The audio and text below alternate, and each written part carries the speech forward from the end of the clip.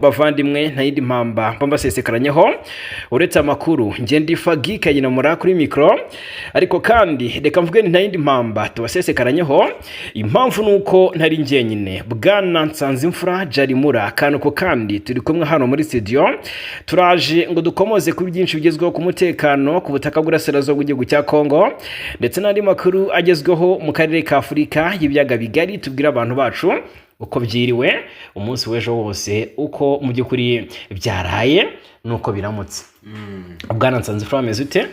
Meze neza cyane bwana Fagika Yinamura. Itondo cyiza ku basilamu Eid nziza kabisa ariko di buriya ntago ntomira tukareba ko tubigenza. Iyi ni Eid y'igitambo ni Eid buri muntu wese aba hawe ikaze. Okay ubwo noneho buri rugo rw'umuyisilamu nemereye kwinjira cyane uhawe ikaze rwose ntekereza ko naho wagusubiza inyuma.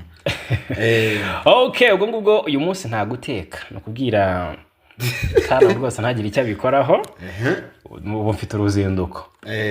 Yes hanyuma ariko ikanzu iyo bigenda bite umuntu atambaye ikanzu si ngombwa bari umunsi mukuru. Okay bisanzwe rwose.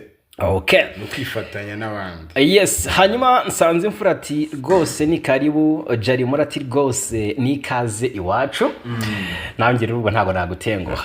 Twinjire mu makuru rero yitwa Felix Antoine Tshisekedi byatunguranye cyane nahoze mbona Tina Salama umuvugizi mu biro bya President Tshisekedi atangaza ko we na Tshisekedi na Fayulu nabonye na video rwose baramukanya ni ibiganiro bagiranye mu by'ukuri tugiye kurebera hamwe ibyo uyu muhuro hanyuma n'ibiganiro bagiranye nyuma yuko mu by'ukuri Fayulu yaramaze iminsi asabye guhura na Tshisekedi nubwo amaze iminsi batavuga rumwe ariko habayeho guca bugufi kuko ngo igihugu kiri mu kangaratete. Yego ubwo rero turaje tubikomozeho tubibwireho abakunzi bacu bwana Nsanzimfura Jarimura yitwa Joseph Kabila Kabange abonye rwose ibikorwa bya Tshisekedi ndetse na guverinoma ye arabibashinja ati urupfu rw'uyu mu generali nge navutsa ndeba anzi neza mu buto nakuza ndeba mu by'ukuri uyu yarwaniriye data none muramwivuganye kandi yaramaze iminsi muri gereza nimwigeze mutangaza icyo yaziraga mugomba kubiryozwa ibi bintu urumva kintu umva bikomeye cyane ati bagomba kubizira. Kabila yashinje leta Kongo uruhare mu rupfu rw'uyu Lieutenant General Sikatenda turaje tubigarukeho. Yego si uyu ni muntu cyundi. Yego hanyuma uwahoze ari guverineri wa Kivu y'Amajyepfo yinjiye muri M23 rugikubita kandi turababwira amakuru yuko rwose ubintumwa za AFC M23 zari Doha muri Katari zamaze kugera Igoma ndetse biravuga ko ibya biganiro bya Doha byahuzaga guverinoma Kinshasa ndetse na M23 byakubise igihwereye ari nacyo gituma imyiteguro y'urugamba mu bice bya Warikare na Masisi na Uvira hose muri rusange irimbanyije. Turaje tubigarukeho hagiye kugwa ryashyano rya Gashyantare ribwe muri Kamena byanatangiye rega muri Kivu y'Epfo kuko hafi y'ikibuga mpuzamahanga cy'indege cya Kavumu kumvikanye ibitero bikaza turi buze kwinjiramo hitwa Katana ngo umuriro watse. Turaje tubigarukeho parike y'igihugu ya Kahuzi Biega nayo yongeye kugarizwa cyane turabifimuzi aha ni muri Kivu y'Amajyepfo tubabwire uko situation imeze. Hanyuma amakuru aravuga ko urumva hari abari guturuka mu bihugu birimo Kongo bakubiriye kwinjira muri Leta Zunze Ubumwe za Amerika turabibwira abakunzi bacu muri rusange kandi turabwira ko societe yo muri UAE cyangwa se United Arab Emirates yaguze mu by'ukuri imigabane 56 ya Alpha Mine ikora ubucukuzi bw'amabuye y'agaciro muri Republika ya Demokarasi ya Kongo. Yes hanyuma ikiri tuza kuba ariko nyuma y'uko M23 ihamagaje bariya ziriya ntumwa hari ibintu byatangajwe biteye ubwoba n'impungenge. Yego turaje tubigarukeho. Abasirikare ba Kongo bahawe itegeko rindi rishya ubu iki gisirikare cya Kongo kigiye kubaho gifite amategeko ngenderwaho uyarengaho azaba yikoreye ishyano gute. Abasirikare ba FARDC bategetswe kukimaramo imyaka 7 bakiri ingaragu urumva ndetse nta n'umwana utatera indago bikundi uzarenga kuri amasezerano cyangwa se kuri aya mategeko hari ibihano bikaka yazaba ategerejeho. Turaje nabyo tubibwireho abakunzi bacu birumvikana.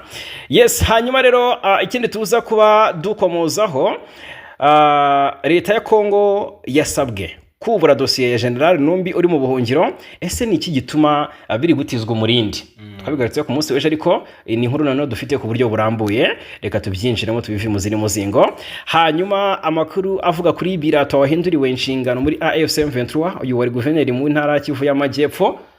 Ni amakuru rwose y'ukuri ngagiye guhabwa izindi nshingano, ubwo n'impinduka muri AFC M23 hariya muri Sud Kivu. Turaje tubigarukeho. Intambara ya hano ikatana hafi y'ikibuga cya Kavumu turabigarukaho. Ese ninde washoje intambara, ninde gashoza ntambara? Turanyarukira Uvira tubabwire amakuru mashya turukayo, hongeye kugaragazwa cyangwa se gushyirwa ku karubanda icyabaye kubaza rendo mu Rurambo cyica n'intege cyane rwose. Turabyinjiramo tubabwire ibyo M23 itangariza abatuye Warikare ndetse na Masisi mu bice bitandukanye. Tuza kuba tubabwira hamaze iminsi hari na deployment bitegura urugamba rukomeye Karundura Karahutaka.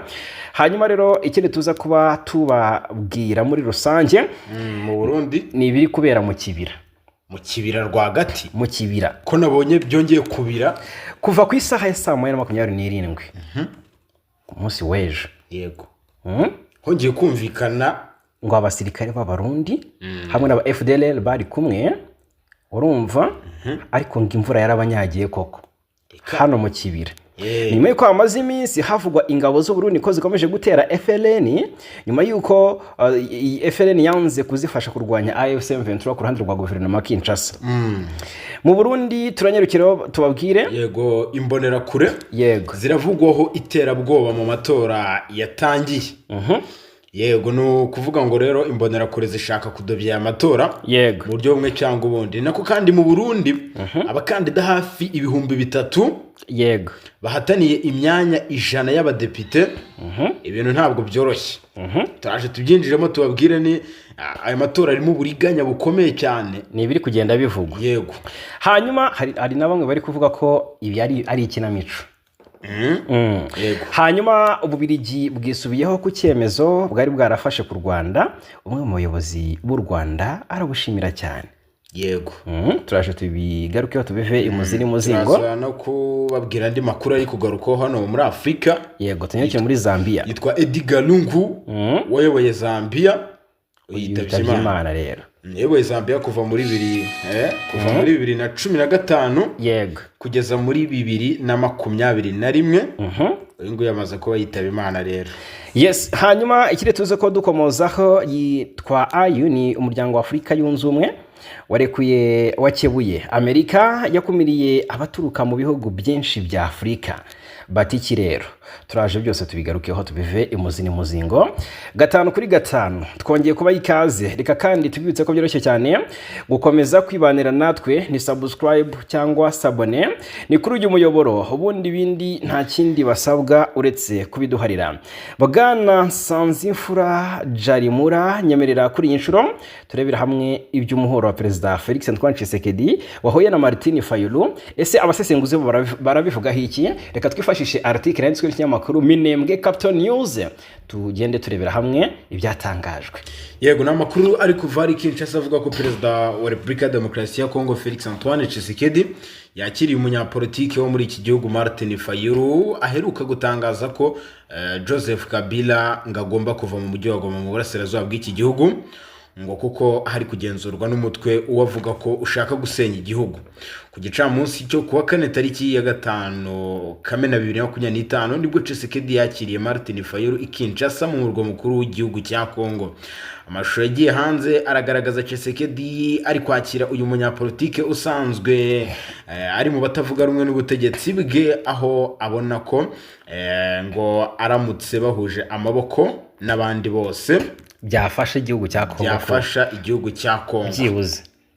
Ndetse uyu mubano wa Martin Fayulu na Tshisekedi umubonano yego ubaye nyuma yuko Tshisekedi ashimiye Martin Fayulu wari uherutse kugenera ubutumwa abarimo Tshisekedi wamwakiriye ndetse na Corneille Nangaa umuhuzabikorwa w'ihuriro rya Alliance Fleuve Congo rirwanya ubutegetsi bw'igihugu cya Congo, ndetse na Joseph Kabila Kabange uheruka kugera mu mujyi wa Goma mu gice kiri kugenzurwa n'ihuriro riyobowe na Corneille Nangaa.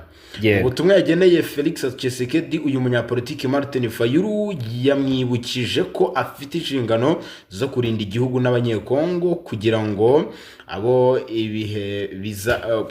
mu bihe bizaza batazisanga mu mpanga cyangwa mu bibazo bidasobanutse. Yanaboneyeho kandi asaba uyu mukuru w'igihugu cya Congo Felix Tshisekedi muri uyu mubonano we nawe ati ndifuza ko duhura atari kubw'impuhwe, kubwo kw'igihugu rwose kigomba kuba ibiganiro by'imbona nkubone. Nyamara magingo yangaya biravugwa ko Kabila nawe ngagomba kuva i Goma, ndetse uyu Martin Fayulu niwe umaze iminsi asaba ko Kabila yava i Goma. niba ngiye kubisubiramo rero ubwo ni kimwe mu bintu yifuza ko byakorwaho. Ati ndabona ari kuva i Goma, ati ndetse ndanamugaragariza ko atarakwiye kujya mu gice kiri kugenzurwa na M23. Ati ni ikosa rikomeye. Mu masaha make Martin Fayulu atambukije ubu butumwa, Tshisekedi yahise atangaza ko afite ubushake bwo guhura nawe bakaganira. Umuvugizi wa Tshisekedi Tina Salama asubiza Martin Fayulu agize ati asubiza Martin Fayulu yego ati perezida wa Repubulika ya Demokarasi ya Kongo yashimiye umuhate wo gukunda igihugu n'umuhate wo gukunda ubumwe bw'igihugu bwagaragajwe namwe. Avuga nyine Martin Fayulu ati ufite ubushake bwo guhura nawe mu rwego rwo gukura iki gihugu mu mpanga no mu bibazo byugarije inzego zacu z'igihugu. Martin Fayulu ari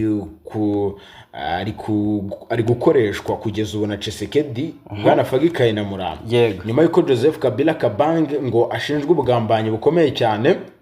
uretse rero kumushinja ubugambanyi bari no kumusaba ko yanyarukira mu nzira y'ibiganiro nawe ngo akajya kwifatanya n'abandi nk'uko Martin Fayulu ari kubigenza kandi atavuga rumwe n'ubutegetsi.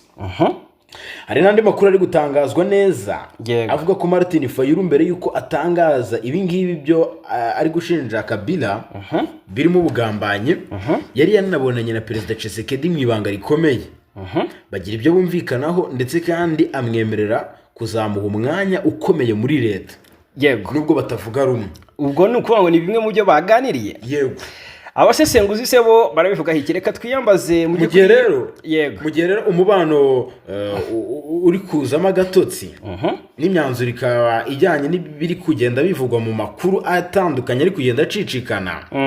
Ikindi ni uko Kabila urumva kugeza ubu ngubu nawe gategerejweho kuba nawe yahura na Martin Fayulu. Ni ukuvuga ngo ni mu gihe uyu mubonano wafatiriwemo imyanzuro ijyanye n'ibyavuzwe, aya makuru yaba ariyo cyangwa abenshi baribaza batese ibyavuzwe cyangwa n'ibyo abantu bakekaga.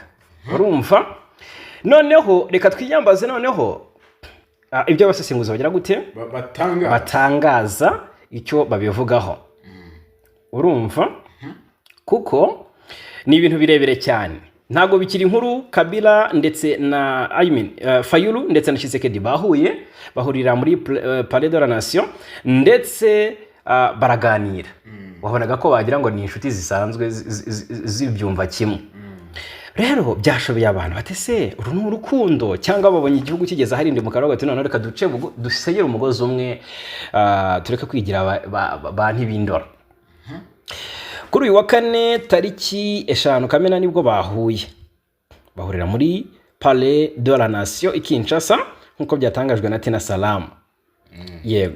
Fayulu rero uyagaragaje muri uru rugendo cyangwa se muri uruzinduko impungenge n'ubwitange bukomeye. Yagaragaje ngo urukundo rw'igihugu nkuko abenshi bari kugenda babigarukaho ku ruhande rwa guverinoma ya Kinshasa. Ubwo Martin Fayulu rero urabizi ko yaraherutse gutangaza ijambo rigenewe abanyekongo muri rusange, aho yasabye ko habaho icyo bita ngo ni solution d'honneur et de responsabilité responsibility bisobanuye ko abanyekongo bakwiye kwisuganya bagaharanira icyubahiro cy'igihugu n'inshingano cyane cyane ku birebana n'umutekano n'ubukungu biri kugwa ku rugero rutega impungenge hano muri Kongo. Yari yasabye guhura na Tshisekedi kugira ngo baganire n'uri ku gisubizo cyubashywe ku kibazo cy'ubuzima bw'igihugu, agaragaza ko ubumwe n'imikoranire ari ngombwa kugira ngo habeho igisubizo kirambye. Tshisekedi aza kubyemera rero, yemerera Fayulu nta n'amasaha 48 mu by'ukuri yaraciyeho Tshisekedi yemeye ko bahura. Urumva? Presidansi ya Tshisekedi yatangaje ko Perezida Tshisekedi urumva yari yemereye Fayulu ko bahura ngo mu by'ukuri baganire, urumva, kugira ngo barwane ku gakiza ngo k'igihugu guhangayikishije cyane ngo niyangirika ry'inzego za leta ndetse n'icyubahiro cy'igihugu gitewe ngo n'abarwanya ubusugire bwa Kongo. Ahangaha Tshisekedi nawe byagenze gutya, yarazi intego ya Fayulu kandi ibyo Fayulu anenga akaba yabyakiriye. Birumvikana ko Tshisekedi ashobora kuba yemeye ko mu by'ukuri muri guverinoma ye harimo icyuho, niko navuga. Ubwo ni nyuma y'igihe kirekire bombi batavuga rumwe muri rusange kuva muri 2018, urabyibuka. Abasesenguzi rero baravuga iki kuri iyi nama bwana Nsanzimfura? Bamwe mu basesenguzi ba politiki baravuga ko iyi nama itari isanzwe kandi ko ifite ubutumwa bukomeye bw'ubutabazi bw'igihugu, dore ko bimwe mu bitekerezo byagiye bitangwa nabyo tubifite ahangaha. Reka tugende abantu bacu nabo bumve ibi, twagiye twiyambaza ibitekerezo bya bamwe mu mpuguke mu bya politiki n'umutekano, hanyuma nabo baze kuduha ibitekerezo muri comment batubwire. Hari bamwe bavuga ko Perezida Tshisekedi ashobora kuba ari mu rugendo rwo gushaka kugaragaza isura y'ubumwe no gushaka imbaraga za politiki imbere, donc gushaka imbaraga za politiki, ndabivuga gutubwo gushaka imbaraga za politiki imbere mu gihugu mu gihe yugarijwe mu gihe yugarijwe n'umutekano muke mu burasirazuba ndetse no kwigarurirwa kwa bimwe mu bice by'ingenzi nka Goma byigaruriwe n'inyeshyamba za M23. Hari kandi amakuru avuga ko Kabila uhoze ari perezida yabaherereye Goma, urumva bimaze iminsi tubigarukaho, aho umutwe wa M23 wafashe uduce dutandukanye. Ibintu byateje impaka rero n'ibihuha byinshi bivuga ko Tshisekedi yaba afite impungenge z'uko Kabila ashobora kuba ari gutegura igitutu cya politiki cyangwa se gisirikare. Bati rero Fayulu ashobora kuba ari kugerageza kwisuganyiriza kuzagirana uruhare runini mu mivugururire y'igihugu. Fayulu uyu wamaze imyaka atavuga rumwe na leta ya Tshisekedi ashobora kuba ngo yabonye amahirwe yo kugaragaza ko ari umunyapolitiki uharanira igihugu ko gitekana kigira ubuzima, ndetse no gushaka uburyo bwo kwigarurira icyizere cy'abaturage ku buryo mu gihe cy'amatora ataha yazaba afite ijambo rikomeye akaba yakongera gutorwa, dore ko bivuga ko n'ubundi ubwo Tshisekedi yajyagaho ari Fayulu wari wagize gute watowe. Hari agahenge cyangwa ubwumvikane bwa politiki bwihishe inyuma y'ibi bintu, reka turebere hamwe abasesenguzi bavuga. Bamwe baravuga ko iyi nama ishobora kuba iya mbere mu zindi zigamije gutegura ubwumvikane bwa politiki bushya bushobora kuvamo ihuriro ry'impande zombi rero, urumva, mu gihe mu rwego rwo kurwanya umwanzi usumbije ubushobozi ingabo za leta, kurema guverinoma y'ubumwe bw'igihugu cyangwa se guverinoma d'union nationale, no kwitegura ibiganiro bikomeye n'imitwe yitwaje intwaro harimo na M23. Turaje turebera hamwe uko byagenze Doha muri Qatar byatumye intumwa za M23 zigarukira. Ubwo rero iyi nama ya Tshisekedi na Fayulu yabaye mu gihe Kongo ihanganye n'ibibazo bikomeye by'umutekano, ubukungu n'imiyoborere. Uko byagenda kose, kuba abanyapolitiki batavugaga rumwe mu by'ukuri batangiye guhura, iyi ni intambwe igaragaza ko ngo hashobora kubaho guhindura imyumvire no gushyira imbere inyungu rusange z'igihugu bakakirwanirira. Ariko kandi bamwe baracyafite amakenga ko ibi bisa n'uburyo mu by'ukuri Tshisekedi ashaka gusigasira ubutegetsi bwe mu gihe ibintu bimaze kuba ingutu, cyane cyane kubera imiterere y'intambara mu burasirazuba ndetse n'igicucu cya Joseph Kabila ushobora kuba agaruka mu kibuga cya politiki bagiwe ngaha rero. Yego. Icyo nanjye mbona nakongera kuri ibyo basesenguzi bagiye bagarukaho wagiye udukusanyiriza magingo yanga Tshisekedi icyo ashaka ni ukwiyegereza abanyapolitiki abona ko bafite ingufu, cyane cyane abazi iby'iki gihugu cya Kongo, kwemera guca bugufi agahora na Fayulu. Hano wabonye uburyo bahuje urugwiro. Yego, byantunguye cyane. magingo yanga rero Tshisekedi arashaka abantu bamwegera kandi bazi iby'iki gihugu muri rusange. Yego, ndetse kwihuza na Fayulu ntabwo ari uvuga ko amukunze, ni ukumwegereza kugira ngo buriya baravuga amubere nk'imbago. Baravuga ngo iyo ushaka kurinda inyama uzirindisha intare. Okay. Ntizirira rimwe se burya. Ubundi iyo ushaka kurindisha igisambo burya ntabwo cyakwiba. Yego, Tshisekedi rero nawe niwo murongo arimo. Magingo yanga sinzi niba bizamuhira kuko navuga ko Fayulu nawe yego afite uburyo bwe abatekerezamo, kandi ntabwo asanzwe avuganira neza na Tshisekedi. Tshisekedi rero kumwiyambaza ntabwo yakwanga, no ko Tshisekedi ngashaka kumwegereza akamushyira mu myanya myiza muri guverinoma. Yego, sinzi niba Martin Fayulu nawe ari umwana wo kuba yashikishwa ibyo ngibyo. Nawe afite izindi plani bishobora no kuzavamo na kudeta abantu bikanabatungura. Yego, birashoboka cyane rero. Ariko mu bari Kinshasa ifite mu by'ukuri abari kuyivuga ibyo ikora, nubwo iri kugenda isohora amatangazo ibihakana, ariko biragaragara ko hari uburyo Kinshasa itari kubyumva kimwe na bamwe mu bavuga ururimi rw'igiswahili. Hanyuma ariko hakaba n'ijwi rikomeye bavuganira abasirikare. Yego. Reka dukubite tubangura turebera hamwe ibyatangajwe na Joseph Kabila. Urabizi ko n'urupfu. Yego, kuko ku munsi w'ejo twari twababwiye ko hari umwe Lieutenant General uyu Lieutenant General witwa ngo ni Skatenda yaguye muri gereza. Hari hashize iminsi 2 Kinshasa ihakana uruhare mu bugizi bwa nabi ndetse n'ishimutwa rya bamwe mu basirikare bakuru bakoresha ururimi rw'igiswahili. Urumva? Uyu Skatenda rero akimara gufa buri afite n'amateka akomeye mu rugo iwabo wa Joseph Kabila kwa Laurent Désiré Kabila, kuko Kabila uyu wabaye perezida wa Kongo yagize acyashinja ubutegetsi buriho uruhare mu rupfu rw'uyu mu Lieutenant General Skatenda Shabani. Uyu Lieutenant General Skatenda Shabani wari mu kiruhuko cy'izabukuru, uyu yapfuye mu gitondo cyo ku ya 4 Kamena uyu mwaka ubwo yari muri kasho afungiwe impamvu itaramenyekana. Kabila uri mu burasirazuba bwa Kongo yatangaje ko yashenguwe n'urupfu rwa Skatenda wamubonye avuka, akamureba akanamurera ati mpaye icyubahiro urwibutso rw'uyu musirikare mukuru wari mu kiruhuko, umuvandimwe mu ngabo za Muzehe Laurent Désiré Kabila wambonye nkura akamfata ukuboko.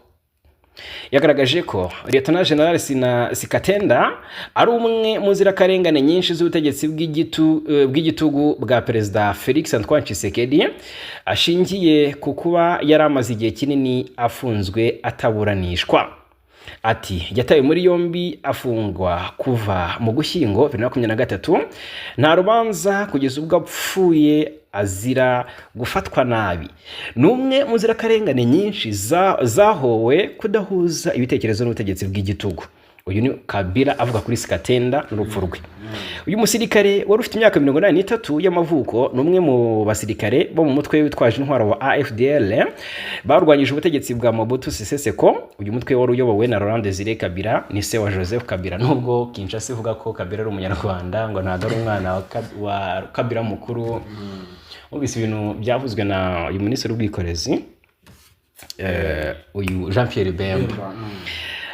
Hanyuma mu gihe cy'uru rugamba AFDL yagowe cyane no kwambuka umujyi wa Kalemi muri Tanganyika kuko abarwanyi b'ababembe babimye inzira. General Skatenda rero wari umubembe n'umwe mu bagize uruhare mu mishyikirano yatumye AFDL ihabwa inzira aho ngaho Kalemi ikomereza Kinshasa. Urumva n'umuntu w'ibigwi. ubwo Laurent Desire Kabila yajyaga ku butegetsi Lieutenant General Sikatenda yahise agirwa umuyobozi w'urwego rushinzwe ubutasi bwa gisirikare rwitwaga DEMIAP kugeza mu 1998 ubwo havukaga umutwe wa RCD Goma kuva muri 2003 kugeza muri 2009. uyu General Sikatenda yari umugaba mukuru w'ingabo icyo gihe yari umugaba kuva muri 2003 kugeza 2009 imyaka 6. Sikatenda yari umugaba mukuru w'ingabo za Kongo icyo gihe hari mu gihe cy'ubutegetsi bw'inzibacyuho bwa Joseph Kabila na nyuma y'amatora ya mbere y'umukuru w'igihugu yabaye mu mwaka wa 2006. Urabizi ko Kabila yoboye inzibacyuho imyaka 5. Yego.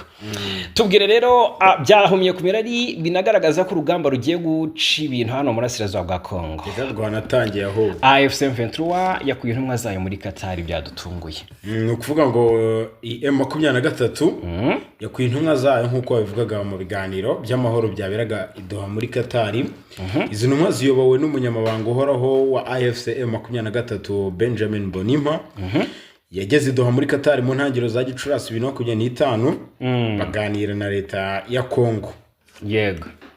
Amakuru rero ava mu burasirazuba bwa Kongo aravuga ko Mbonimpa na bagenzi be basubiye mu mujyi wa Goma mu ntangiriro z'iki cyumweru turimo. Ubwo basubiyeyo? Yego, nyuma yo guhamagarwa n'umuyobozi mukuru w'iri huriro rya AFC ubwo ni Kone Nanga. Yego. Ntacyo AFC M23 cyangwa leta ya Kongo barabitangaza kuri iki cyemezo, gusa hari amakuru avuga ko impande zombi zananiwe kumvikana. Igikomeye nuko AFC M23 na leta ya Kongo batumvikanye kuko bagomba nyine ngo kurema icyizere, kukuntu bagomba kurema icyizere hagati yabo. Yego. Rero bagaragaza byari kugaragaza intambwe ikomeye yari kuganisha amahoro muri aya masezerano. Yego. AFC M23 yasabwaga kuva mu biciri kugenzura mu rwego rwo kwerekana ko ishaka amahoro mu ntangiriro za Mata yavuye mu mujyi wa Walikale no mu bice biwukikije. Iri huriro kandi naryo ryahaye leta ya Kinshasa urutonde rw'abantu bagera kuri 700 bafunzwe bakekwaho gukorana naryo, bayisaba kubafungura. Mu gusubiza leta ya Kinshasa yafunguye abagera kuri 5 batari bari no kuri uru rutonde. Yego.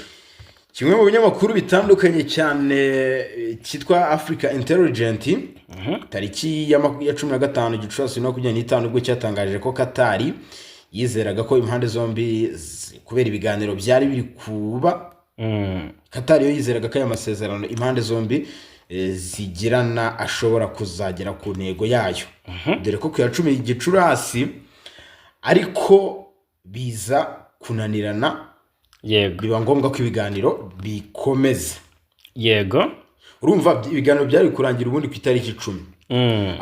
Itariki 10 igera amasezerano batarashyiraho umukono.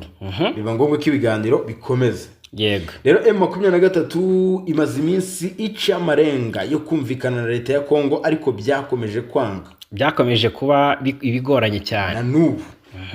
Kuko rero yakomeje M23 urugamba. Yego. Mu bice bitandukanye. Aho bivugwa ko ishaka no gufata umujyi wa Pinga muri Walikale. Yego, turaje tubyinjiremo. Yego. Qatar yatangiye guhuza impande zombi muri Werurwe 2025. Mu mpera rero za Mata yagiranye amasezerano yo guhagarika imirwano kugira ngo ibiganiro bikomeze mu mwuka mwiza, gusa nayo yego ntiyayubahirijwe. Ayo masezerano nayo ntiyubahirijwe bitewe n'ubushotoranyi bw'imitwe ya Wazalendo ishyigikiwe n'ubutegetsi bwa leta ya Kinshasa. Niba intumwa za M23 zaravuye i Doha muri Qatar mu buryo bw'ibanga, urabizi ko zari zanagiye mu buryo bw'ibanga, nazo biragaragaza ko mu by'ukuri hari ibitaragenze neza. Nubwo Kinshasa yifuzaga ko bikorwa mu buryo bw'ibanga, n'ibyo baganira byaba byiza byaba bibi byatanga umusaruro bitawutanga, bifuzaga ko byaba mu buryo bw'ibanga ntibitangazwe. Gusa twagiye twakira akanunu k'amakuru agenda gaturukayo avuga ko impande zombi zitari kumvikana ku ngingo zigiye zitandukanye. Urabizi ko hari ubwo Kinshasa yagize itya ibeshya ko ngo yafunguye zimwe mu mfungwa yari yasabwe na M23 zafunzwe z'inzirakarengane, barekura 5 batari ku rutonde.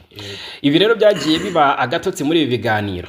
Hanyuma biraza gukomera cyane, turaje twinjira mu mirwano n'uburyo imyiteguro ikomeje gukorwa mu bice bya Walikale na Masisi. Biragaragaza ko mu by'ukuri intambara yo niyo igiye gukora, uruhande rufite intego ruyigereho. kandi rudakomwe mu nkokora kubera ko M23 ubushobozi bwo kurwana igafata ibice igakora ubutegetsi irabufite cyane. Yego niba Kinshasa idashaka ko baganira ngo basase inzobe bemeranye cyangwa se bagira ibyo bemeranya karabaye Bwana Nsanzimfura ishyano riraguye.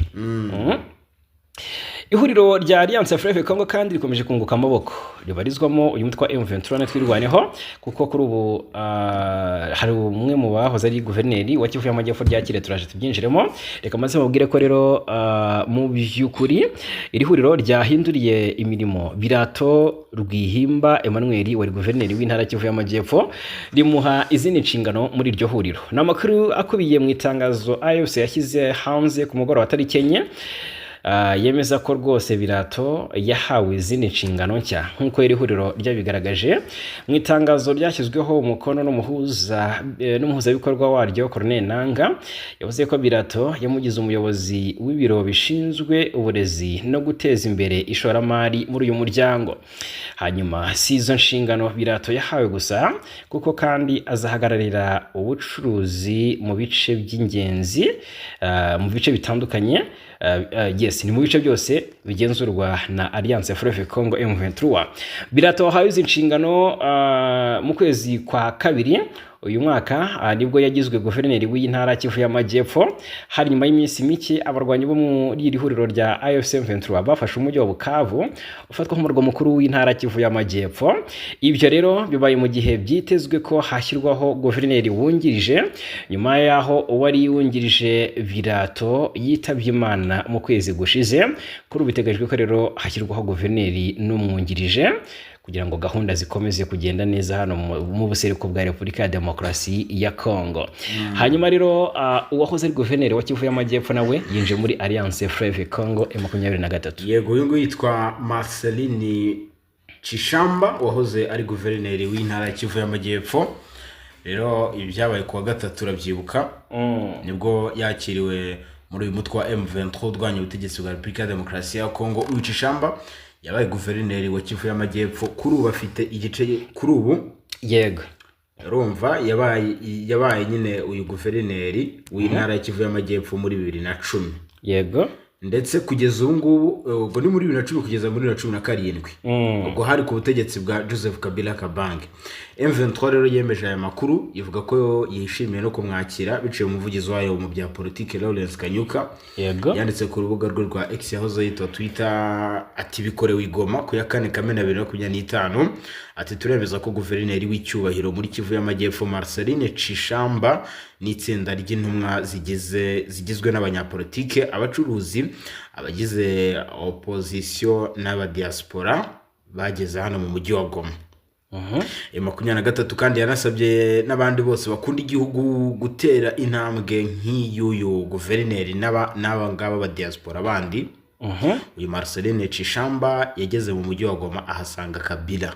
Yego nyewe barayibonanira. Wahoze rero ari umukoresha we. Yego Kabila nawe urabyuka ko amaze iminsi Goma n'ubundi ategura inama n'abanyapolitike abanyamadini nanu bari gutegura indi nama n'abandi banyapolitike batandukanye. Ibyo byose rero n'ubundi biri mu nyungu za M23. Yes nawe ubwe kuko n'ubundi yasanze hari ibyigezeho kandi adahari. Yes hanyuma reka tugaruke ku makuru y'ibitero karundura karahabutaka. Ihuriro ry'ingabo za Congo zagabye igitero mu gice cya Katana kimaze iminsi ibarirwa mu mezi 3 buriya kigenzurwa n'umutwe wa M23 ariko waje gusubizwa iki gitero urumva cyaje gusubizwa inyuma mu buryo bukomeye ndetse nabonye abazarendo banahangirikiye ku bwinshi. Byatangiye ku mugoroba wa tariki 4 bigeze mu gitondo cya tariki 5 umunsi wose hirwa havugwa amakuru n'amarezilita. Ni hafi y'ikibuga cy'indege cya Kavumu ari nacyo kizwi nk'icya Bukavu hano Ikatana. Amakuru aturuka muri icyo gice aragaragaza ko iri huriro ry'ingabo zirwana ku ruhande rwa guverinoma Kinshasa ubwo ni FARDC, FDNB na FDLR utibagiwe n'abazarendo bagabye ibitero ariko baje gusubizwa inyuma rugikubita nyuma yaho ritangiye gutera ibisasu ku birindiro by'aba barwanyi bo muri uyu mutwe urwanya ubutegetsi bw'Kinshasa wa M23. Urusaku rw'imbunda ziremereye n'izoroheje rwumvikanye mu duce duherereye hafi aho n'ahabiraga imirwano no muri centre yayo ubwayo, rwanatumye kandi abaturage baturiye utwo duce bahungira mu bindi bice bitekanye nk'uko amakuru akomeza abishimangira. Ayo makuru akomeza avuga ko imirwano yabereye i Katana yabaye umwanya muto kuko M23 yahise yirukana uru ruhande rw'ingabo zirwana mu kwa Tshisekedi rwari rwagabye iki gitero mu guhunga ngo berekeje mu ishyamba riri hafi aho, ni ishyamba rya parike y'igihugu ya Kahuzi-Biega ahamaze iminsi n'ubundi bagaba ibitero baturutse muri teritwari ya Kabare. Mu kwezi gushize nabwo urabibuka aka gace kakunze kurangwamo imirwano y'urudaca hagati y'uruhande rwa leta nabo muri M23 barahanganye ivumbi riratumuka ariko izo ku ruhande rwa leta zisubizwa inyuma rugikubita. Urabizi aka gace ka uyu mutwe wa M23 wakigaruriye ubwo ni aka gace ka Katana M23 gafashe mu ntangiriro mu kwa kabiri. Mbere yuko ufata umujyi wa Bukavu kuko byabaye consecutive days bagafashe nk'uyu munsi hacamo nk'iminsi ibiri n'ubundi bari gukora mu operation hano ku kibuga cy'indege. Yego hano muri Kivu y'Epfo, hanyuma ni muri teritwari ya Kabare ni mu ntara ya Kivu y'Amajyepfo birumvikana. Tunyarukire hepfo muri Uvira naho turebera hamwe hari kwitegurwa ibitero. Aha ni ku ndondo ya Rurambo. Yego. Muri teritwari ya Uvira muri Kivu y'Amajyepfo. Amakuru haturuka aravuga ko mu misozi ya hano Rurambo muri teritwari ya Uvira ngo mu duce tugera kuri 3 twarimo ibirindiro bikaze by'abarwanyi b'ihuriro rya Wazalendo ngo bamaze kuva muri ibi birindiro bahunga ibi bice nyuma yuko uwahoze ari umuyobozi mukuru w'iri huriro ry'Abazalendo muri iki gice cyo ku ndondo ya Rurambo aguye mu gitero giheruka kugabwa mu muhana w'Abanyamulenge muri teritwari ya Uvira n'ubundi kuri twirwanaho na M23 muri ibi bice. Amakuru rero akubiye mu butumwa twagiye duhabwa n'abaturage ba hano ku ndondo ya Rurambo baravuga ko utu duce umwanzi aribo Bazalendo nyine ngo batuvuyemo barahunga kubera ibi bitero bikaze. Nkuko bisobanurwa n'aba baturage baravuga ati dufite umutekano rwose, ati umwanzi yahunze yagiye kure. Ati Wazalendo barahitwa Majaga, ati barahunze, ati kandi bari mu mazi abira kuko M23 ikomeje kubahiga bukwari. Ndetse utu duce uko ari 3 nitwo twarimo ibirindiro bikomeye cyane by'Abazalendo, ni natwo urumva yego yaturukagamo ikagaba ibitero ku Banyamulenge kuri twirwaneho ndetse no mu mihana yo muri Rurambo. Yego. Abaduhaye amakuru bakomeje bavuga ko kugeza ubu ngo Abazalendo bahunze nyuma yuko uwari umuyobozi mukuru wabo Generali Rukemata yego arasuye mu gitero giheruka guhuza abarwanyi batwirwanaho mu musozi wa Majaga mu mpera z'ukwezi gushize kwa gatanu.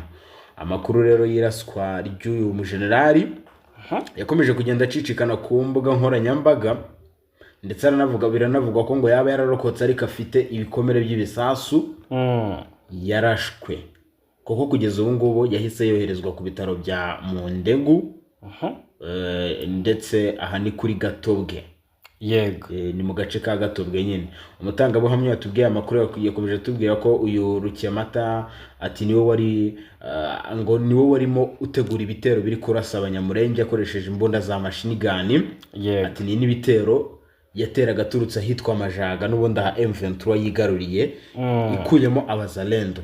Iki gitero rero ngo cya Rukemata ngo yakigabaga mu mihana y'Abanyamulenge agamije kwivugana umuyobozi wa twirwaneho.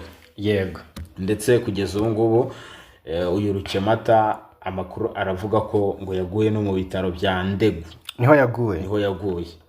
Mbere y'iki gitero kirasanwa rikomeye cyane Urukemata yari ayoboye ihuriro ry'abazalendo bagabaga ibitero bikomeye cyane ku mutwe wa twirwano na M23 bashaka kwegera uduce two muri Gahororo. Ni ibitero byagabwe mu minsi igera kuri 3 yikurikiranya bwana Fagikaye Namura. Ngayo nguko rero hano ngayo amakuru ari guturuka ku ndondo ya Rurambo muri Uvira. Hanyuma hari ibintu utamenye. Uzi ko buriya nta kabura imvano niko navuga. Umutwe M23 watangazaga ko ugiye gufata umujyi wa Pinga muri Warikare. Nibwo twamenye, nibwo amakuru bari bayamenyeho, ariko tutaragira gute, tutaramenya ibyo ari byo. Gukorana inama n'abaturage ba Warikare ukabwira ko ugiye gufata ibice runaka, ukadeploying ingabo mu bice runaka, inkengero za Warikare hano bwana Masisi, ukadeploying ibikoresho bimwe mu bice ukabitungaho imbunda. Twayibaje se M23 iracyashaka nigashoza ntambara nayo, ariko byari byamaze kumenyekana ko bari babiduhisha deja ko intumwa zayo zamaze kugera gute kuva mu biganiro i Doha, ndetse ziza nta kibya biganiro bize gute. Uribuka ibintu biri gutegurwa hano muri Warikare? Uriko ko M23 atangarije abaturage bahanga Warikare kigiye gufata bimwe mu bice bikomeye. Amakuru aturukayo rero aravuga ko na nubu ukwisuganya kwarasojwe, ahubwo harabura gutangiza gahunda. Itegeko rya fandi niryo ribura kugira ngo mu bice bitandukanye byo muri Masisi na Warikare hongere habe imirwano ikomeye. Fande Makenga Sultani. Yego, biravuga ko mu mpera z'icyumweru gishize warabyibuka twavuze uburyo M23 yongereye ingabo cyane n'ibikoresho mu bice bitandukanye. Tubwira mu bice bya Masisi, Nyabyondo, Kasopo, tubwira ibice bya Nyabyondo, Kinyumba ho muri Masisi, tubabwira mu buryo kuri ibyo bice byose muri rusange buryo byagiye bideployingwamo. Urumva kwa gatanu cy'umweru gishize hari habonetse imodoka nyinshi zajyanaga ingabo ndetse n'ibikoresho muri ibyo bice tuvuze haruguru, Masisi, Nyabyondo, Kasopo na Nyabyondo, Kinyumba muri Masisi. Kuri uwo munsi masaha y'umugoroba byibura ngo hari hagaragaye hano muri centre ya Nyabyondo hageze amakamyo 7 yo mu bwoko bwa Kamazi yari atwaye abasirikare, mbere yuko kuwa gatandatu hagera andi makamyo 4. Yego, abahungu rero ngo ntawuza aho bacubiriye. Ama operation yarateguwe, barahaje koko, ariko nta bagiye gushyira mu bikorwa misiyo bafite. Barafata ibice rero bigiye bitandukanye, si ibyo gusa barahera Pinga se nka that bamaje bagakiriyaringa hano centre ya Nyabyondo cyumvikanamo ibitero by'abazarenda. Kashebere yose barayifite. Kashebere naho hazibandwaho kubera ko Kashebere naho ni wagiraho ni icyambu cy'abazarenda ba muri Warikare baza kudevya M23 ziri hano Nyabyondo. Urumva? Noneho usibye muri Masisi ingabo n'ibikoresho bya M23 byanongereye mu bice bya Kashebere wavugaga, ndetse na Kibati muri tetwari ya Warikare. Kashebere na Warikare birabangikanye, so usanga rero buri ruhande ruryamye amajanja. Noneho muri iyi teritwari kandi urujya n'uruza rw'ibikoresho n'ingabo za M23 rwongeye kugaragara mu bice bya Kalembe, Kalonge, Pinga. Ndetse amakuru avuga ko M23 mu nama yakoranye n'abaturage bo muri ibi bice bya Kalembe, iyi Kalembe ni kamwe mu duce twafashwe mu mpera z'umwaka ushize, ngo yabemereye ko ifite gahunda yo kurasa ku mujyi wa Pinga ikawigarurira. Aha ba Janvier Karayiri bari abamayimayi bagiye kuhakubitirwa izakabwana. Muhore murebe bagacere baramubasha. Iyi Pinga irafatwa, ndetse birashoboka ko iki cyumweru tugiye gutangira kishobora gusanga rwose hari ibiri gukorwa ku mujyi wa Pinga. Iyi Pinga igiye gufatwa iri muri teritwari ya Warikare muri metero bisaga 150 mu majyaruguru ashyira urengerazuba uva Igoma. Bivuga kandi ko uriya mutwe umaze iminsi werekeza intwaro zawo ziremereye mu gace ka Meti, naho urugamba rugiye kuba magasa nkuko bigenda bitangazwa. Kuri ubu rero impungenge mu baturage zo kwimirwana ishobora kwiyongera kandi kabikomeye cyane ziri kwiyongera kubera ko impande zombi ziri kwitegura bihagije.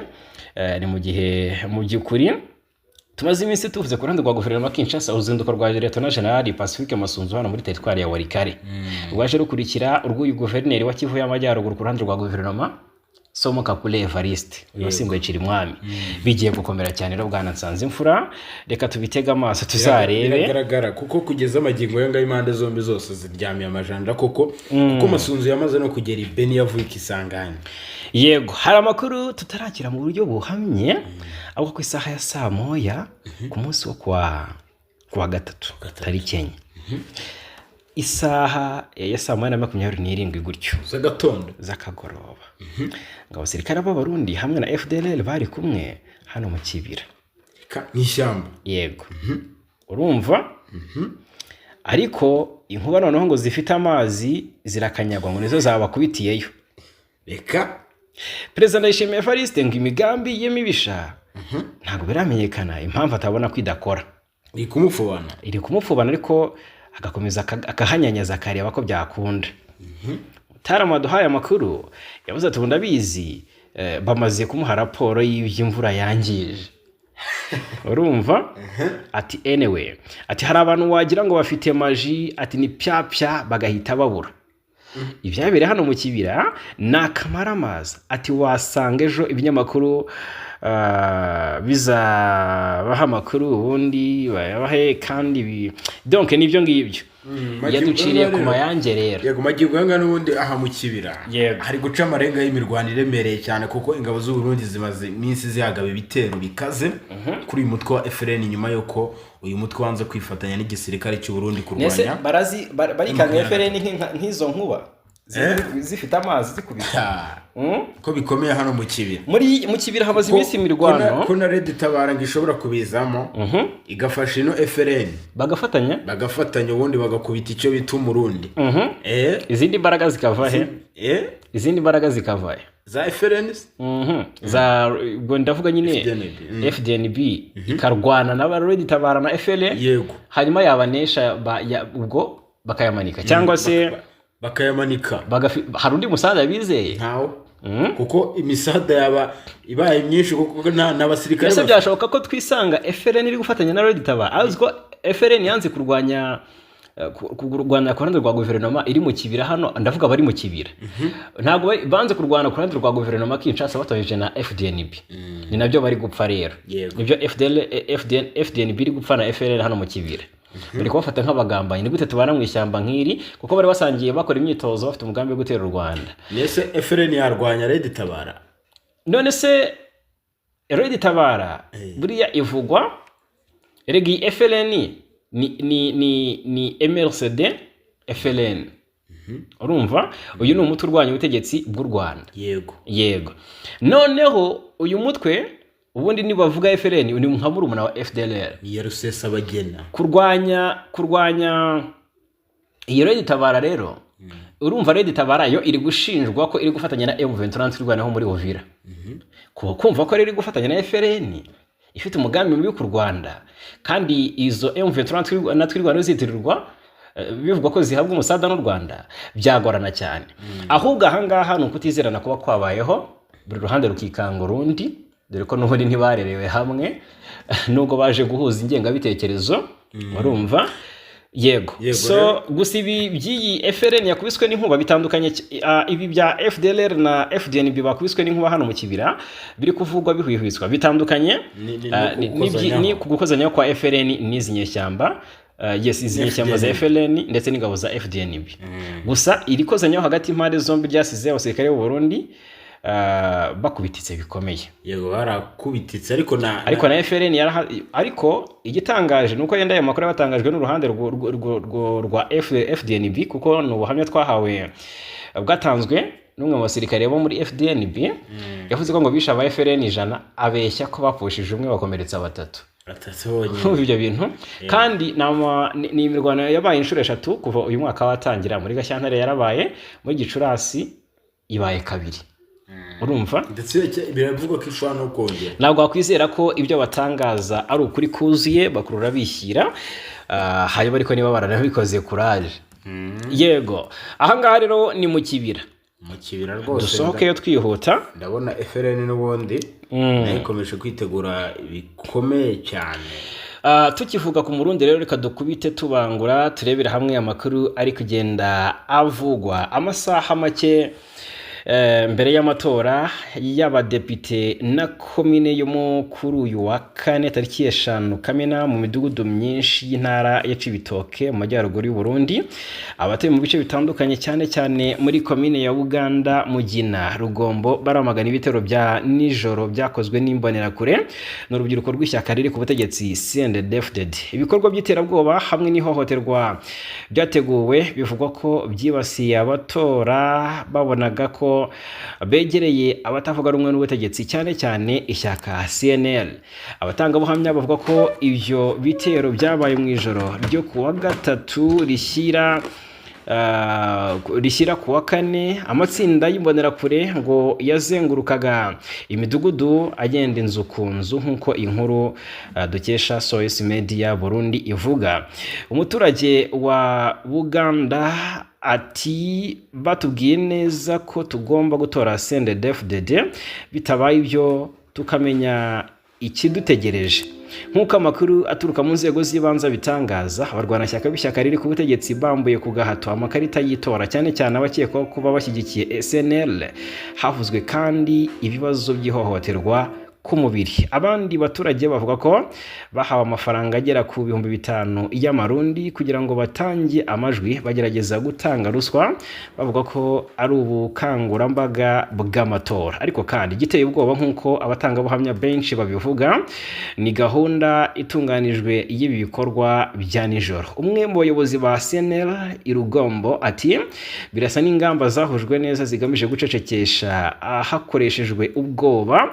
Mu guhangana n'ibi birego, amashyaka menshi atavuga rumwe n'ubutegetsi yahagurutse barahamagarira komisiyo yigenga y'amatora yitwa Seni hamwe n'indorerezi zo mu gihugu ndetse n'abanyamahanga guhita batabara. Ku ruhande rwabo, ubwo ni uruhande rw'abo bayobozi.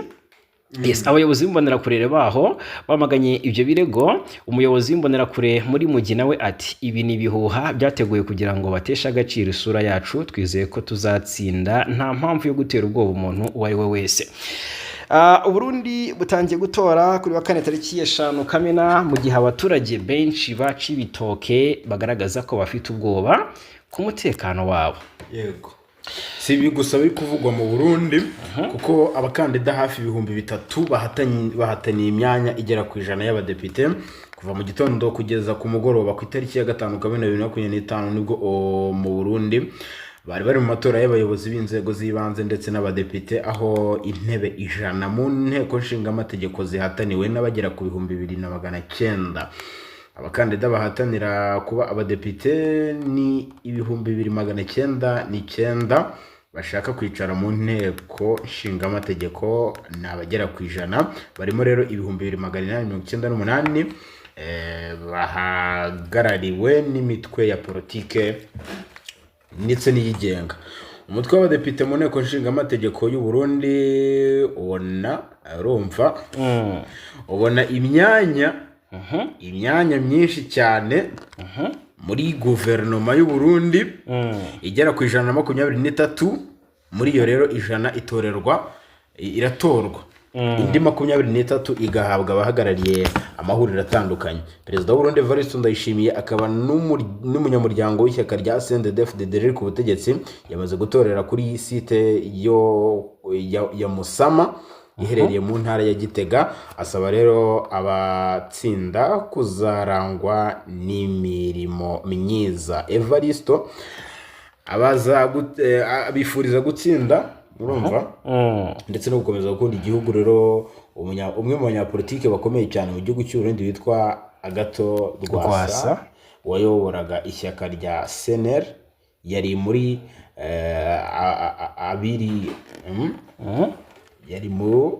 muri igihugu cy'u Burundi nyine. Urumva, yanenze rero aya matora ukuntu ari kugenda. Yego, avuga ko iyi CNL ryari muri mu mashyaka abiri akomeye mu gihugu cy'u Burundi.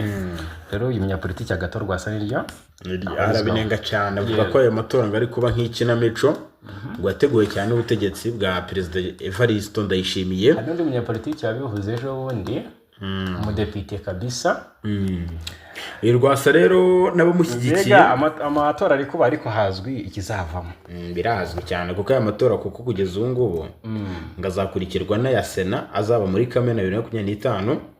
Abakomeye barimo na minisitiri w'intebe Gervais Ndirakobuca n'umunyamabanga mukuru wa CNDD-FDD Reverien Ndikuriyo bari mu bazayihataniramo. Umuvugizi w'ingabo za Congo General Major Sylvain Ekenge yatangaje ko abasirikare bashya binjira mu gisirikare bagomba kwiyemeza ko bazamara imyaka 7 bakiri ingaragu nta n'umwana bafite. Mu mashusho yasakaye ku mbuga nkoranyambaga urumva mutana rwose ampaye amakuru ndayabona aho ngaho namakuru cyane. Yes, muri amashusho humvikanagamo guverineri mu rwego rwa gisirikare w'intara ya Ituri ariwe Lieutenant General John Ruboya avuga ibibazo by'imyitwarire mibi bituma urugamba bahanganyemo n'umutwe wa M23 birutsindwa. Yavuze ko ingabo ayoboye zugarijwe n'ibibazo by'ingutu birimo inyerezwa ry'imishahara yabo, imfubyi n'abapfakazi bazwe n'abasirikare baguye mu rugamba ndetse n'ibindi. Umuvugizi w'ingabo za FARDC ku ya 3 Kamena 2025 yavuze ko imfubyi n'abapfakazi badahabwa ubufasha ari abatujuje ibisabwa. Yashimangiye ko ubu abari kwinjira mu gisirikare bagomba kubanza kumaramo imyaka 7 bakabona kwemererwa gushaka. Ati umusirikare urangije imyitozo ya gisirikare nk'urugero ababinjiye ejo bundi bagomba kwiyemeza ko bazakora imyaka 7. Muri iyo myaka 7 mbere yuko amasezerano ye avugururwa agomba kuba akiri ingaragu nta mugore nta mwana. Biteganyijwe ko uzashyingirwa cyangwa se akabyara mbere yuko iyo myaka 7 igera bizafatwa nko kunyuranya n'amategeko, bityo umuryango ngo ntacyo uzagenerwa mu gihe yabahuye n'ikibazo. Imyaka 7 tabyara tanafite umugore sinzi nawe wanasobanuye kudatera akabariro. Yego, leta ya Kongo rero yasabwe kubura dosiye za General Numbi uri mu buhungiro. Magingo y'anga rero Kinshasa Kabila ashobora kuba agiye kuba victime y'abandi bantu. Abandi bantu bagiye kuba victime. Abandi bantu bagiye kuba victime ya Kabila kuko umuryango wa Vox des Sans uharanira uburenganzira bw'ikiremwamuntu muri Repubulika ya Demokarasi ya Kongo wasabye ubutabera bw'iki gihugu kubura dosiye ya General John Numbi wabaye umuyobozi mukuru wa polisi ndetse na Colonel Daniel Mukalayi. Uyu General Numbi wahungiye muri Zimbabwe na Colonel Makalayi bakekwaho uruhare rukomeye mu rupfu rwa Floribert Chebeya wayoboraga VCV ndetse n'umushoferi Fideli Bazana bishwe ubwo bari bagiye ku cyicaro gikuru cya polisi ya Repubulika ya Demokarasi ya Kongo muri Kamena 2010. Uwo ni Fideli Bazana Yego.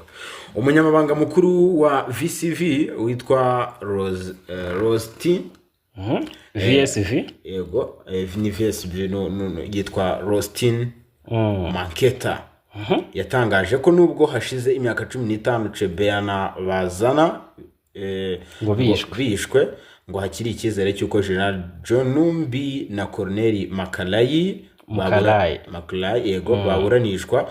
Imiryango rero ngo yabuze ababo ikabona ubutabera. Colonel Makalayi afunzwe nk'umuntu ushobora kuba yarabonye Chebeya na Bazana bicwa kuko ngo niwe ufite amakuru nubwo ngo icyo gihe bicwa ngo niwe wari ufite ayo makuru ngo yari afite amakuru y'aho umurambo wa Bazana washyinguwe. Hari n'abandi bapolisi bafunzwe mu gihe hategerejwe urubanza. Yego, magingo y'anga rero abanyamategeko b'uyu muryango wa Eli Mbikayi na Peter Ngoma bagaragaza ko uretse kuba Colonel Makalayi akekwaho kuba umufatanyacyaha ubwo yatabwaga muri yombi mu myaka 15 ishize yari atunze intwaro mu buryo butemewe n'amategeko. Bagaragaza ko rero impungenge z'uko Colonel Makalayi yaba agiye gufungurwa vuba kandi ngo ntiyigeze asezererwa muri polisi. Bati Makalayi ntiyavuye muri polisi, ati narekurwa azasubira mu gipolisi. Ati Imana niyo izi niba azaza kudushakisha. Atariko twe twizeye ati ntimwizere ati mutwizere yego ati mutwizere ati nta mutekano tuzaba dufite yagaragaje impungenge kuko ngo Mukarayi ntiyasezerera mu gipolisi ngo nafungurwa rero bizaba birebere cyane ngomo rero akomeza agira ati tugomba gushaka igisubizo cy'ikibazo cya General John Numbi bitaba ibyo dosiye igakomeza kuba uko hanyuma abafunzwe bagakomeza gufungwa bari muri dosiye imwe ngo ntibakwiye kuva muri gereza igihe hazaba urubanza niyo yaba adahari akwiye kuburanishwa. John Numbi yahunze mu ntangiriro za 2021 ubwo yakorwagaho iperereza muri Nzeri uwo mwaka urugo rwe rwarasatswe hagaragaramo imodoka za gisirikare ebyiri iza polisi ndetse n'intwaro za kwira batayo yose. Urumva mu rugo rwa John Numbi ibintu byasanzweyo icyo bita intwaro. Yego Addis Abeba tariki enye Kamena 2025 komisiyo y'umuryango wa Afurika yunze ubumwe yateye inkunga Liberia na Repubulika Demokarasi ya Congo ku gutsindira umwanya w'abanyamuryango badahoraho mu nama y'umutekano y'umuryango w'abibumbye bazahagararira umugabane wa Afurika mu gihe cy'imyaka 2 kuva muri 2026 kugeza mu mwaka wa 2027. Aba zafatanya rero na Somalia guhagararira Afurika muri iyo nama ifite uruhare runini ku isi. Nyakubahwa Mahmoud Ali Yusuf ni perezida wa komisiyo y'umuryango wa Afurika yunze ubumwe yashimiye uburyo ibi bihugu bibiri byatoranyijwe mu buryo bw'ubuyobozi bushingiye ku mahame ya demokarasi. Hanavuga ko ibi bigaragaza icyizere isi ifitiye ibyo bihugu mu gukomeza gufasha mu kubungabunga amahoro n'umutekano ku rwego mpuzamahanga.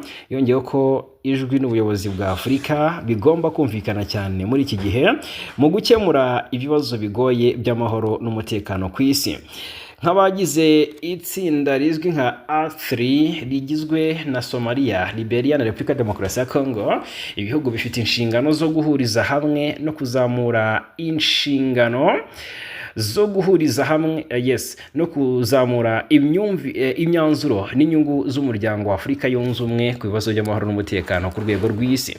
Perezida Yusuf yagaragaje icyizere ko Liberia, Congo na Somalia bazagira ubuyobozi bufite gahunda bufatanye kandi butabogamye mu kurengera inyungu za Afurika, guteza imbere imikoranire mpuzamahanga no kwemeza ko ibyifuzo bya Afurika byubahirizwa kandi byubahwa ku rwego rwo hejuru mu nama mpuzamahanga.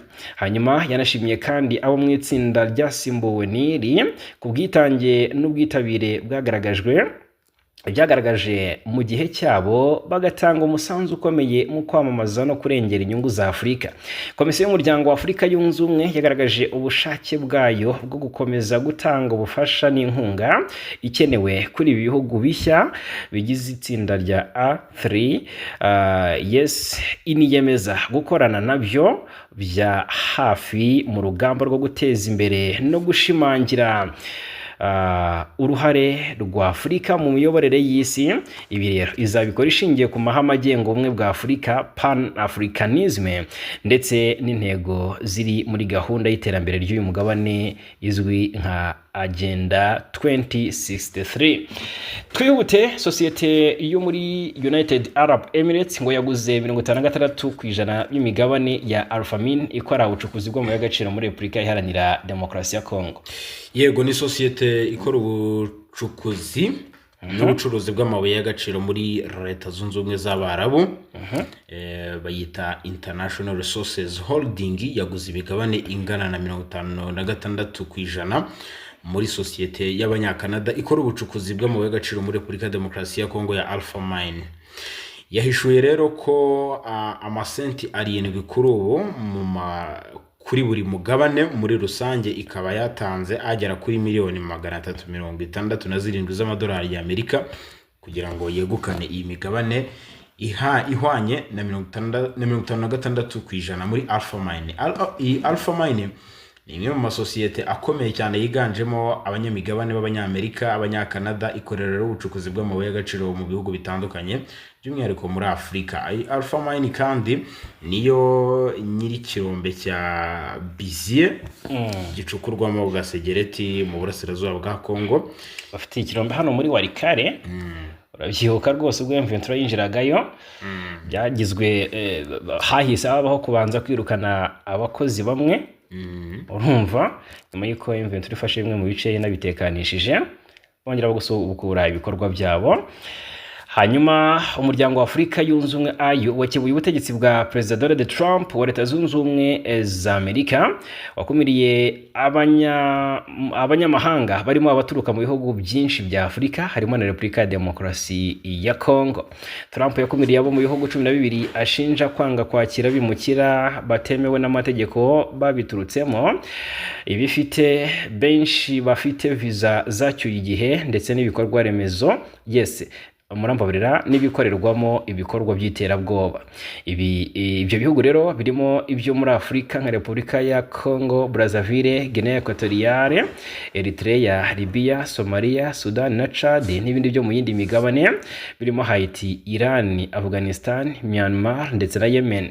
Abandi baturuka mu bihugu 7 bambuwe amahirwe yo guhabwa visa zitangwa hashingiye kuri programu nyinshi za Amerika birimo ibyo muri Afurika 3 nk'u Burundi, Sierra Leone ndetse na Togo. Komisiyo ya AU yatangaje ko nubwo uyu muryango wubaha uburenganzira bw'ibihugu bwo kurinda imipaka yabyo ndetse n'abaturage, Amerika ikwiye gufata ibyemezo mu buryo butabogamye bishingiye ku bimenyetso kandi bijyana n'umubano uri hagati yayo na Afurika. Yagize iti iyi komisiyo ihangayikishijwe n'ingaruka mbi iki cyemezo gishobora kugira ku mubano w'abaturage, ku burezi, ubucuruzi ndetse n'umubano wagutse ushingiye kuri diplomasi wubatswe mu myaka myinshi. Afurika na Amerika bifite inyungu ibihuza mu by'ukuri mu guharanira amahoro, iterambere n'ubufatanye mpuzamahanga. Komisiyo ya African Union yasabye ubutegetsi bwa Amerika kugirana cyangwa se kuganira mu buryo bwubaka n'ibihugu bya Afurika bwafatiye iki cyemezo, byaba ngombwa hakabaho ubufatanye mu gukemura ibi bibazo byatumye gifatwa. Perezida Trump ngo yasobanuye ko yafashe iki cyemezo bitewe n'impamvu zirimo igitero giherutse kugabwa mu gace ka Boulder muri Colorado, kuko ngo rwose byagaragaye ko abanyamahanga badafite ibyangombwa aribo bakora ubugizi bwa nabi hano muri Leta Zunze Ubumwe za Amerika. Yego. Ububirigi rero bwari bwarafashe kugeza ubu ngubu bwisubiyeho ku cyemezo bwari bwarafashe. Rero umwe mu bayobozi b'u Rwanda yarushimiye. Yego. Ububirigi bwemereye ishyirahamwe ry'abakinnyi bisiganwa ry'amagare kwitabira shampiyona y'isi iteganyijwe kubera i Kigali mu Rwanda, mu gihe ibihugu byombi bimaze iminsi bitarebana cyangwa bitabanye neza. Mu kwezi kwa 9 rero uyu mwaka muri 2025 nibwo i Kigali mu Rwanda hazabera umukino w'isiganwa ry'amagare ku rwego rw'isi. Umuyobozi mukuru w'iri shyirahamwe ry'umukino w'amagare mu Bubiligi witwa Nathalie Chauletti umusibe ejo kuwa 3 urumva yatangaje ko iki gihugu cyabo cyabemereye kuzitabira iyi shampiyona y'isi iteganyijwe kubera mu Rwanda Kigali. Uyu muyobozi yasobanuye ko Ububirigi bwabyemeje nyuma yaho abonanye na Minisitiri w'Ububanyi n'Amahanga n'Ubutwererane w'u Rwanda Ambasaderi Olivier Nduhungirehe bakaganira akabimwemerera. Ububirigi rero nyuma yo kwisubiraho iki cyemezo, Minisitiri w'Ububanyi n'Amahanga n'Ubutwererane w'u Rwanda Olivier Nduhungirehe yahise ashimira Ububirigi ati icyemezo mwafashe ni icyemezo cyiza, ati kiri mu murongo mwiza, ati ikipe y'amagare y'Ababirigi ihawe ikaze mu Rwanda nk'andi makipe yose y'amagare azitabira iri siganwa. Yego, yitwa Edgar Chagwa Lungu, ni inkuru y'akababaro. Uyu wayoboye Zambia kuva muri Mutarama 2015 kugeza muri Kanama 2021, urumva imyaka 6 irashize. Yes, yitabye Imana kuri ya 5 Kamena 2025 ubwo yari mu bitaro muri Afurika y'Epfo. Umukobwa wa Lungu unasanzwe ari umudepite yitwa Tasila Lungu Mwasa yemeje ko umubyeyi we yapfiriye mu bitaro bya Mediforum Clinic mu gitondo cyo kuri tariki ya 5 aho yahabwaga ubuvuzi bwihariye. Tasila yagize ati, Banyazambia dushenguye no gutangariza urupfu rwa nyakubahwa Edgar Chagwa Lungu yatabarutse muri iki gitondo muri Mediforum Clinic muri Afurika y'Epfo. Ishyaka rye Patriotic Front naryo ryemeje urupfu rwa Lungu, gusa impande zombi ntizatangaje indwara yamwishe. Lungu yavuye ku buyobozi bwa Zambia ubwo yatsindwaga na Hakainde Hichilema mu matora y'umukuru w'igihugu yabaye mu mwaka wa 2021. Nyuma yo gutsindwa amatora, Lungu yafashe icyemezo cyo gusezera muri politiki, gusa ayisubiramo mu mwaka wa 2023 ateguza ko aziyamamaza amatora y'umukuru w'igihugu ateganyijwe muri 2026 nk'umunyapolitiki utavuga rumwe n'ubutegetsi. Uretse kuba uyu Lungu yanabaye umudepite, yarabaye mu nteko ishinga amategeko ya Zambia ndetse na Minisitiri w'Ingabo kuva mu mwaka wa 2013 kugeza muri 2015. Reka tuvuge tuti rero Imana imuhe iruhuko ridashira. Sibyo bagingo ngaho byumvikana iyo umunyapolitike nk'uwo yitabye Imana. Reka tubashimire cyane. Yego, gushimire cyane bwana Nsanzimfura Jarimura, wakoze cyane nawe bwana Fagi Kayinamura. dushimire cyane abakunzi bacu, amakuru n'ibiganiro byo